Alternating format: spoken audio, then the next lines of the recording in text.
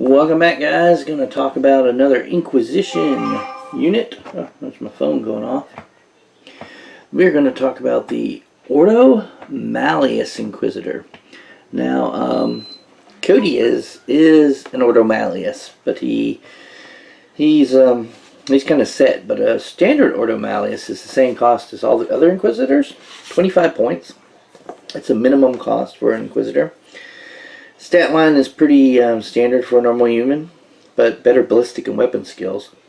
They have weapon skill, ballistic skill 4, strength, toughness, wounds of 3, initiative 4, 3 attacks, leadership 10, and a 4+ save, which is basically equivalent to the higher level of armor for the guardsmen.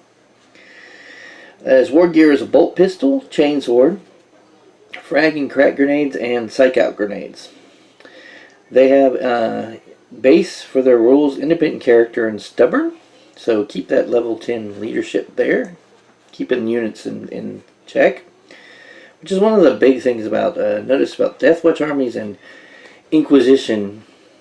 And basically a lot of the armies I play, except for my AdMech, is that armies are pretty ignoring of, or very, very resistant to leadership tests and things that would knock them, make them run away. Kind of my thing, I guess. I like to not have my guys run it. These Inquisitors are slightly different from all the other Inquisitors. The Ordo Malleus, if you make them a Psyker, they can get their powers from Demonology, Sanctic, Demonology, Malefic, Deviation, Pyromancy, Technique, Telekinesis, and Telepathy. Now, all Inquisitors can choose from all of those except the Demonology Malefic. Ordo Malleus has got, that's kind of their breaking of the Imperial rules thing that they do, is messing with those psychic powers. Now, as you can see, Inquisitor Wallenberg here is actually an Ordo Malleus Inquisitor. But I tend to go a little overboard sometimes when I make guys because of the rule of coolness factor. He's quite expensive for an Inquisitor because he takes a few upgrade here. As obviously he's got Terminator armor. He's got a Daemon hammer and a side cannon. So he's a costly little booger there, but he's fun. He's fun to play. Alright, they can take items from the Inquisition Melee, Ranged, or Inquisitorial Relics list. So, I believe this is going to be up front here. Let me go see if I can find this list. Okay, Inquisitorial Melee weapons are going to be Power Weapons or Power Fists. Let's see. Yep, missed the page. Ranged weapons are going to be Combi Meltas, Plasmas, or Flamers, or Plasma Pistol. No Grav, unfortunately. The Inquisition Codex was out before that was a major thing, and this is not an update to the Codex and the Imperial Agents, unfortunately. It's kind of a hardback reprint, gathering kind of sort of change, but still going to go with the non-hardback rules, make us some money.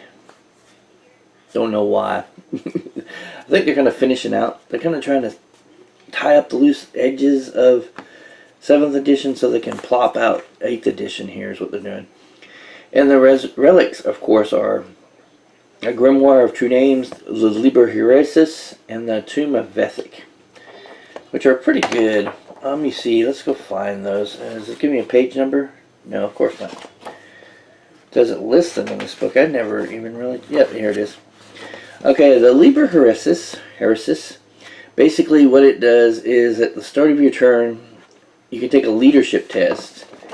And if you pass it, you can choose a special rule, and you can only use each special rule once. And the special rules are Scout, Split Fire, Counterattack, Fear, and Hatred. And for the Scout one, it's instead of at the friendly turn, you do the leadership test after deployment, before the first turn begins.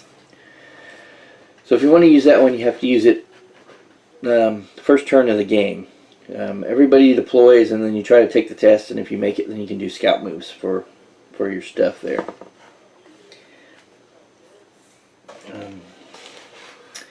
and it's with him and his unit. The Grimoire of True Names is basically an anti-demon thing. If you're fighting a challenge against a demon with a model with a demon special rule, your opponent gives a -5 penalty to his weapon skill, initiative, and leadership characteristics. So even that new big bad demon with the wings is going to take some negatives. So that's good. It's very demon. A lot of the Inquisition stuff is very anti-demon aligned and psyker, anti-demon psyker kind of things. And the Tomb of Vethric is actually one of the cooler ones. What it does, if your opponent contains any of the following factions: Dark Eldar, Eldar or Harlequins, Orcs, Necrons, Tau Empire, Tyranids, or Genestealer cults, you get a special rule. And it's for Dark Eldar, Night Vision, Eldar or Harlequins, Split Fire, Orcs, Counterattack, Necrons, Tank Hunters, Tau Empire, Furious Charge, Tyranids or Genestealers, Monster Hunter. So that's an interesting one too, but it kind of depends on what factions you're fighting, and it might be a good one for like tournaments where you're taking on different lists or something like that, or maybe you're worried about the local meta for a demon army that's doing really good and you want to do the Grimoire of True Names. So interesting. But back to the Ordo Malleus Inquisitor, and specifically this guy. He can replace his stuff with a few things. He can get a Daemon Blade. He can replace any weapon with one of the following. So he's got a bolt, pistol, and a chainsword. So you can either replace the chainsword or the bolt pistol. Doesn't matter. A Daemon Blade, a Hell Rifle, Incinerator, or Nemesis Daemon Hammer, which is what he got. The point cost for all of those are 15 points. For each one of those, the same, 15 points. So we got to go to page 100 for the two of them because they're part of the list for another army. This book is quite spread out. Trying to find things is sometimes difficult. Now, the Incinerator is a template weapon, Strength 6, AP 4, Assault 1, Soul Blaze. So it's Soul Blazing Flamer is basically what it is. The Nemesis Daemon Hammer is basically a force weapon. It's Strength times 2, AP 2, Melee, Force, Concussive, Daemon Bane, and Unwieldy. Specialist weapon as well. Daemon Bane, if the Force Psychic power is successfully manifested and targets a unit with one or more weapons with this special rule, then in addition to the usual effects, all weapons with this special rule re-roll, fail to wound, and armor penetration rolls against models with the Daemon special rule while the blessing is effect. Basically, Daemon Bane it works in conjunction with Force. If you turn Force on, then you're turning Daemon Bane on at the same time. It allows you to re-roll wounds and armor penetration versus demons. So, cool. The Daemon Blade and the Hell Rifle, those are on the other side of the codex. Alright, the Daemon Blade is Strength User, so not very strong when you pitting them with this, Strength 3 Inquisitors. Melee, two-handed Demonic Powers. Now, the Demonic Powers, you roll 2d6 on the table. And this is before your army is deployed. So it's like the monkeys, but the monkeys do it right when they come on the table. You roll for what they do. But this is before any of your army is deployed. You roll on the table. On a 2 to 3, you get Warp Flame, which adds plus 3 strength to the weapon. So you could end up with a plus or 6 strength weapon, which is pretty nice, even though it does not have AP. On a 4, you get Unholy Speed, which is plus 3 attacks, which is really nice on an Inquisitor that has 3 attacks. You get 6 attacks. I mean, they're only strength 3, but if you're going against lighter stuff, that may be great. Or if you get the Warp Flame and the Unholy Speed, so you get strength 6 attacks and you get, 6 strength 6 attacks. That's pretty good. Ether Blade makes a weapon AP 2. Nice.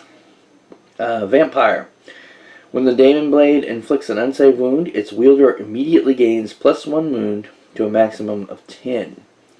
So this is basically like your Inquisitor starts off with 3 wounds, and I don't know if it really helps that much because they're only toughness 3. But I guess if you were in Terminator armor like Wallenberg is, and they're not doing anything that you make your armor saves and your invul saves or something, they're not like shooting AP2 at you that's gonna insta kill you. So you're getting a save. Then yeah, you could have a 10 wound Inquisitor if you keep chopping people up with it, right? Demonic Feud. Close combat attacks from the sword always wound models with a daemon special roll on a 2+. So basically 2+ poison versus demons. But it's not poison, so even the monstrous creatures and stuff, the gargantuans, couldn't avoid that by saying, oh no, poison doesn't affect you because it's not poison. It's just they get wounded on 2+. Furthermore, models with a daemon special roll must reroll any successful invulnerable saves against wounds caused by this daemon blade. So it's like the Xenophase blade. If they roll their invulnerable, they make it, they have to roll it again. So they got to make it twice. So if they just got a 5-up demon save, a pretty good chance they're going to still get the wound. So that's pretty cool. Deathlust. The wielder of the daemon blade has the Fierce Charge and Rage special rules. So really cool there. Dark Resurrection if you roll a 9. I'm sorry, all the others were on a roll of just 4, 5, 6, 7, 8. So on a 9, the wielder gets Feel No Pain and Eternal Warrior special rolls. Now this is interesting. If you roll a 6, the vampire one, and then a 9, the dark resurrection one, and you're fighting things that you can easily injure on a 3, like traitor guard or something small like that, and you're whacking on them, you could end up with a 10 wound guy who has Feel No Pain and Eternal Warrior. So, but it's all random, so there's greatness in there, and then there's maybe not so great. So, but it adds a little bit of fun and interest to the Ordo Malleus Inquisitor. Number 10, if you roll a 10 on the dice, you get a Daemon Venom, which is poison 2+ for the weapon. So that's 2+ against everybody, but it is poison, so the big guys can avoid that.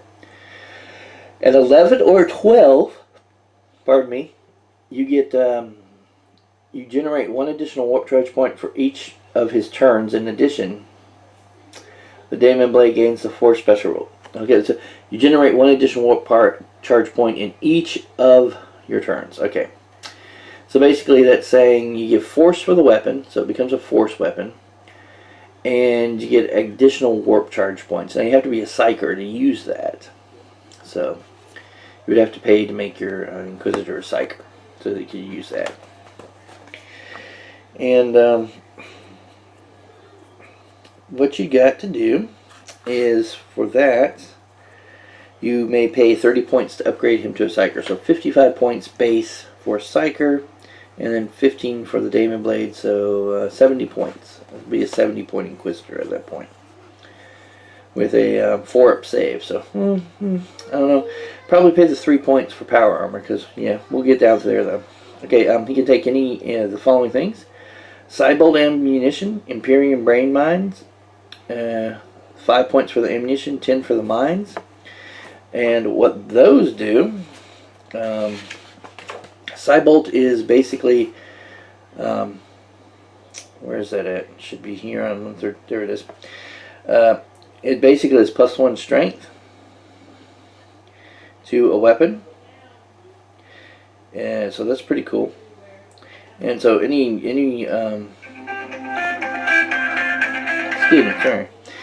any model equipped with Cybolt ammunition counts the strength of its shots as being 1 point higher than normal if it is firing a bolt gun. So bolt pistol, the bolt part of a combi weapon. So his bolt pistol would be strength 5 if he kept the bolt pistol. So that's interesting.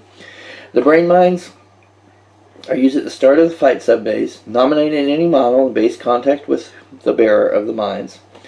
The model must pass an initiative test to avoid the brain mine. If the test is passed, nothing happens.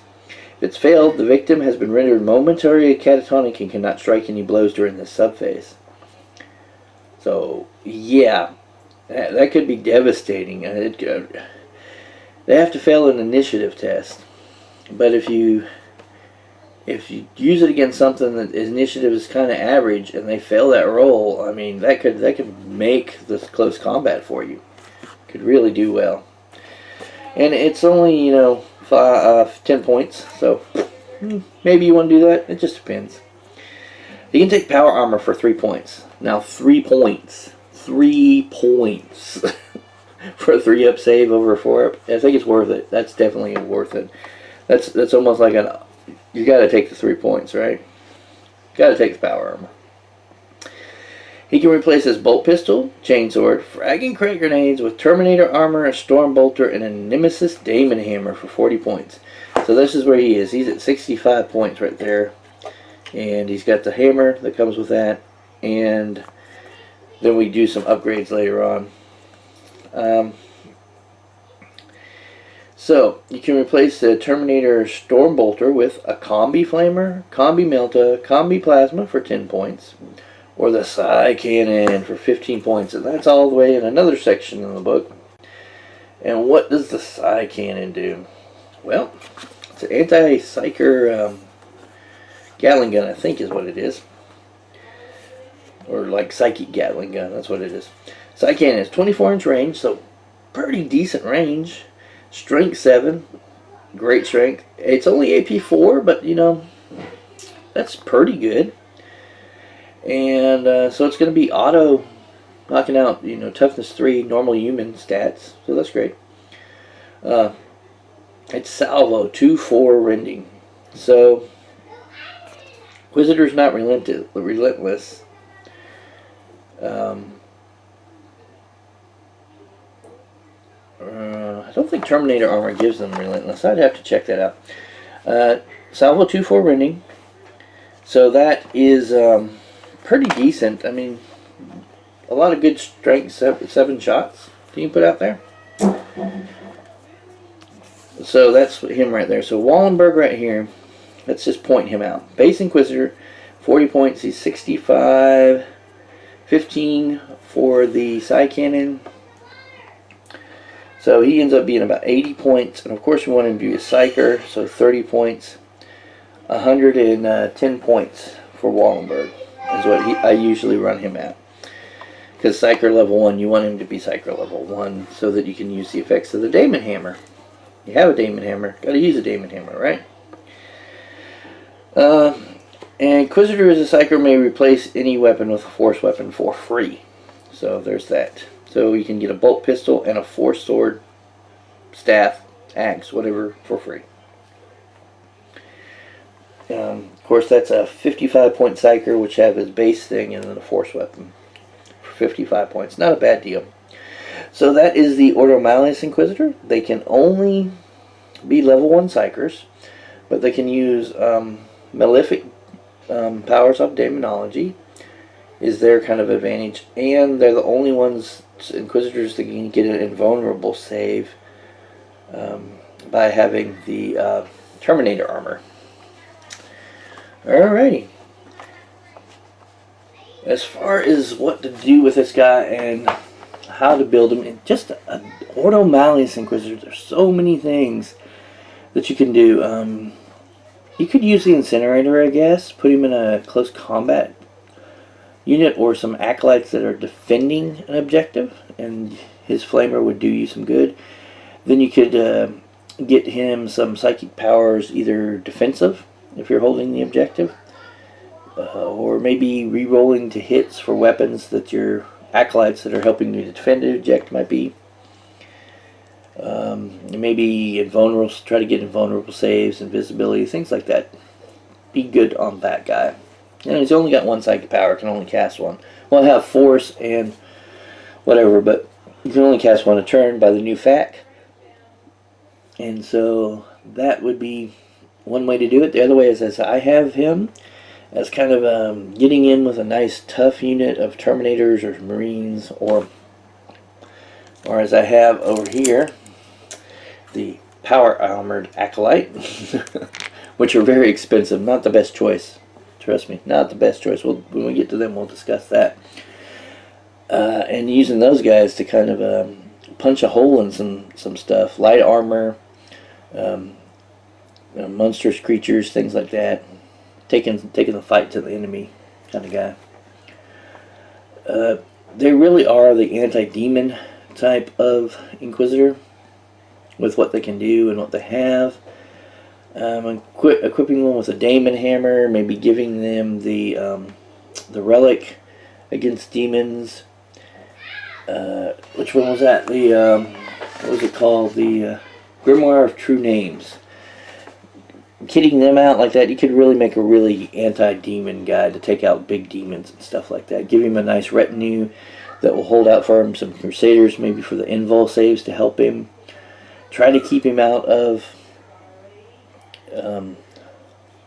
close combat, or not, challenges, so he doesn't get smoosh smashed, because he does only have the 5-up invulnerable, unless you get him something from somewhere else, like the sword, the Daemon Blade. Then that might be a way to do it. Other than that, you really, the great thing about these Inquisitors, and really Inquisition, is one of the great things about Deathwatch is that they're so customizable, and the models that you can use to represent them are so wide and varied, because you can build an Inquisitor out of an Imperial Guard guy because he's got the light armor. Use different heads and arms and weapons and stuff like that, but the base body you could start out to build Inquisitor, or like this guy, a Grey Knight that I used. This is a Bones miniature for this one right here, which will be later.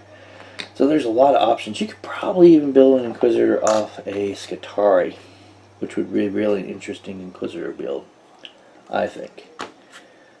Very interesting Inquisitor build.